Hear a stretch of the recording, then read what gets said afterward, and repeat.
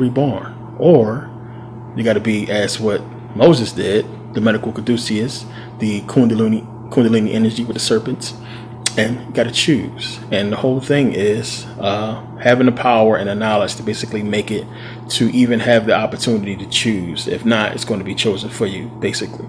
So now this is all in the pyramid text, and it's saying here, this is utterance 321. It says to say the words, "O you whose back is on his back, bring to Unis." One of the reasons why I went to Egypt to go to Unis, another reason why I'll talk about later.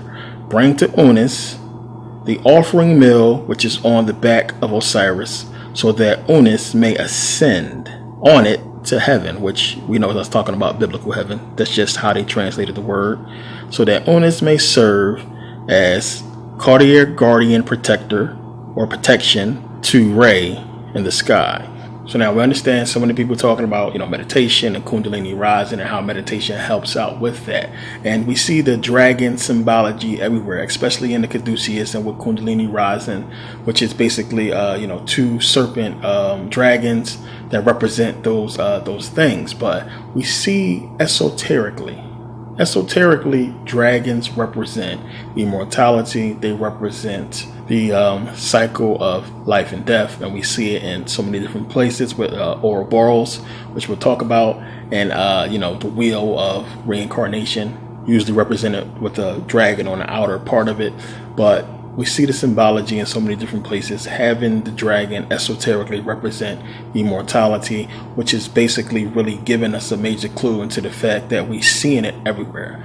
We're seeing the dragon symbology in the Bible. We're seeing it in ancient Kemet, which we're going to get into, and what it's pertaining to. So now, before we get into all this, let me give you my theory on all of this, because my research we're going to talk about in a second.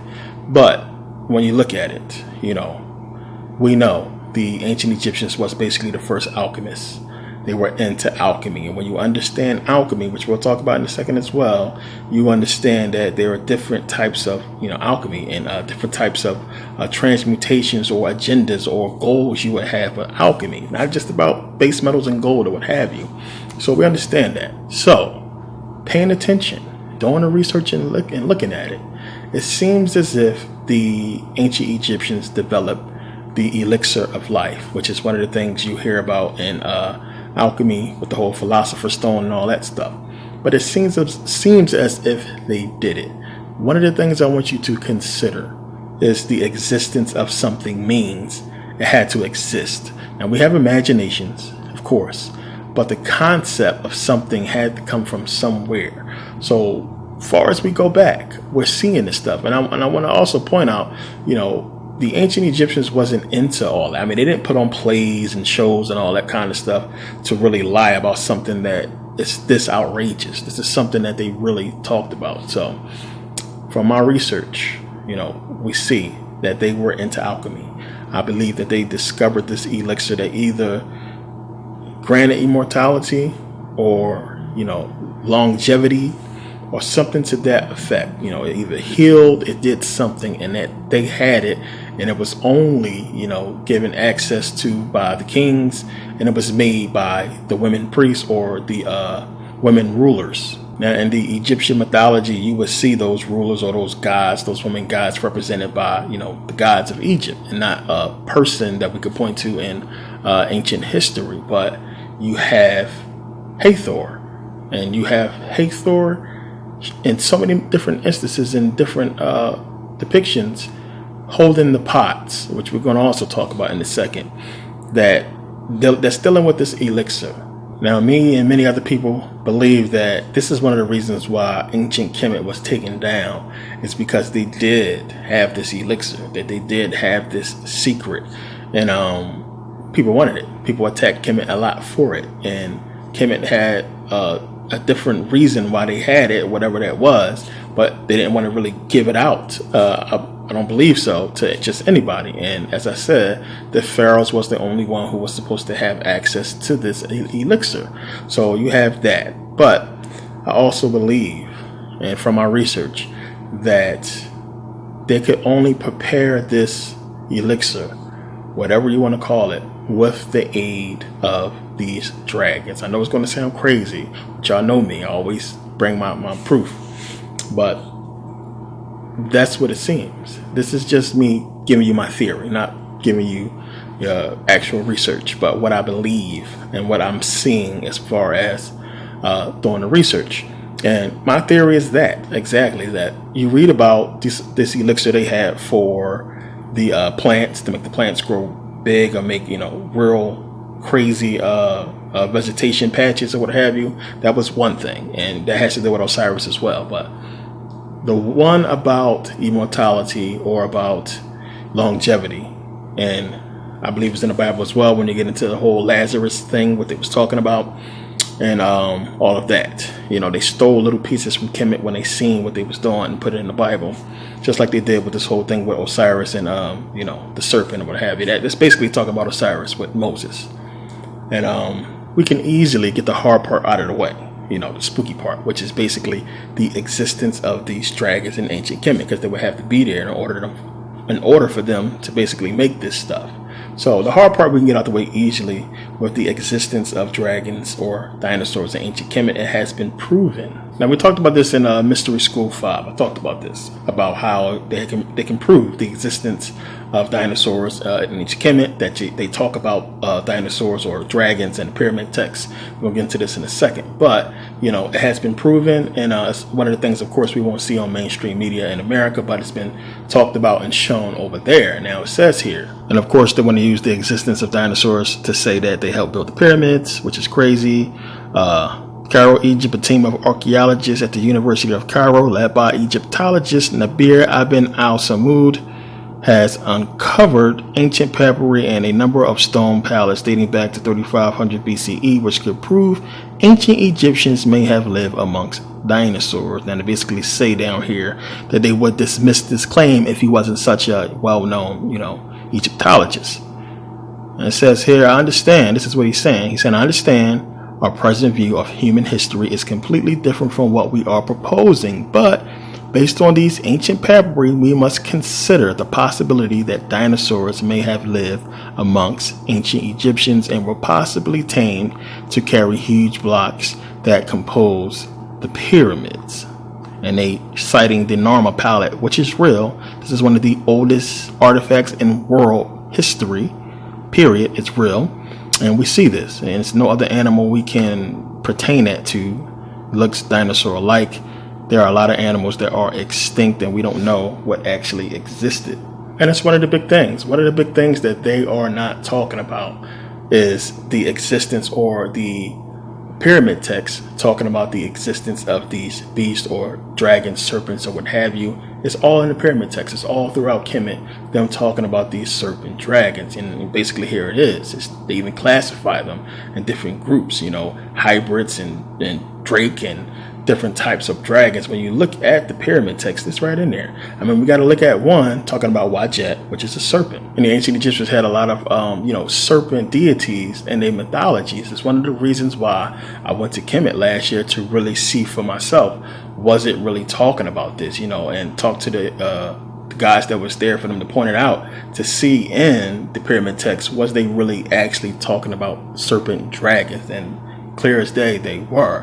And it's something that nobody's really talking about, because one, when you look up Ouroboros and the whole history of it, comes from ancient Kemet. It comes from the pyramid text of Unis, which is why I went there, and that's where they found it. Now it's saying this is basically the origin. Its origin goes back to ancient Egypt and ancient Greece. Originally, its first use was in the emblematic serpent that was found in the hieroglyphics that was in the sarcophagus chamber of the pyramid of Unis. And here I am right there in that chamber.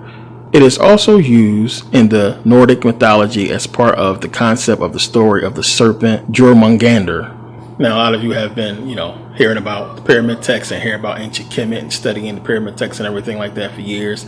None of you have really heard people really expand upon the existence of serpent dragons or dragons in the pyramid text. It's just not something that you hear about, because people don't want to be known as, somebody talking about something spooky or far-fetched, in their videos. I'm a real researcher. I really do this. I be up for days researching, trying to figure this stuff out, because I'm obsessed with them. Just keep it real. But it's good for us to have this recording of this information and pass it down to each other We have to know they left this stuff for us to put together, and we're not doing it. And somebody has to figure this stuff out.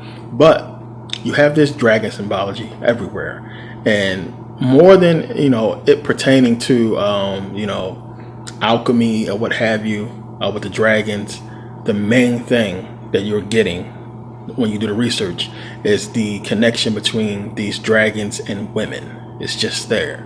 Even when I talked about Maria Gambudis, when she was founding the whole civilizations with just women, they always had this connection. The person that was considered the great mother was always buried with this figurine of a serpent dragon, or the transition from this reptilian to a human. Remember, I showed that in one of my videos, but it was there, and it's always this connection. So one of the things you got to realize, long before the Salem witch trial, the so-called Salem witch trial, women was being called, they were witches or whatever like that. Witches did not originate with Salem, just let me say that. You had in ancient Kemet the alchemists, which were women, and that's where the whole thing sprang from the women in ancient Kemet being alchemists, being the ones who made these elixirs and potions or what have you. Long before any so-called witch brewed anything, they was doing it in ancient Kemet. So witches and that whole concept that began with some white women in Salem, they begin in ancient Kemet, and you can see clear as day in the hieroglyphics. Pay attention to what she's holding. They look like cauldron pots. Look at the flames right here. These are flames where these pots are going to go on. That's where the whole concept and visualization of a cauldron on fire comes from, right from the hieroglyphics, right in the reliefs, because this is what the women was doing. They was brewing this stuff. And I believe there is a major connection with the dragons and them that they don't want us to connect. So now let me give you alchemy real quick. It says, alchemy as a form of scientific and philosophic practice, and is a kind of a combination of magic and science.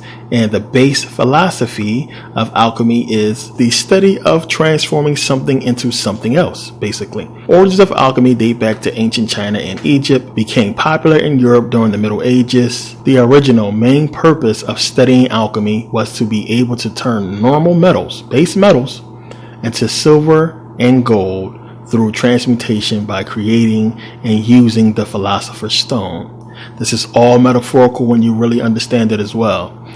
The more magical side of alchemy is some other goals, such as achieving immortality through discovering the elixir of life.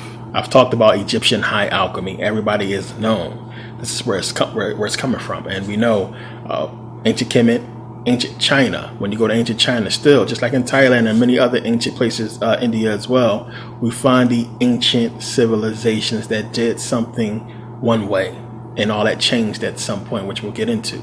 But that is there. That is something we can't ignore, the existence of the Egyptians and Egyptian high alchemy and what they were really into, and that the process was more than just gold. And if you are understanding the Egyptian civilization and knowing that there wasn't really about having gold and being super wealthy or whatever like that, they used gold for what they used gold for, then they had to also use the practice of alchemy for spiritual use as well.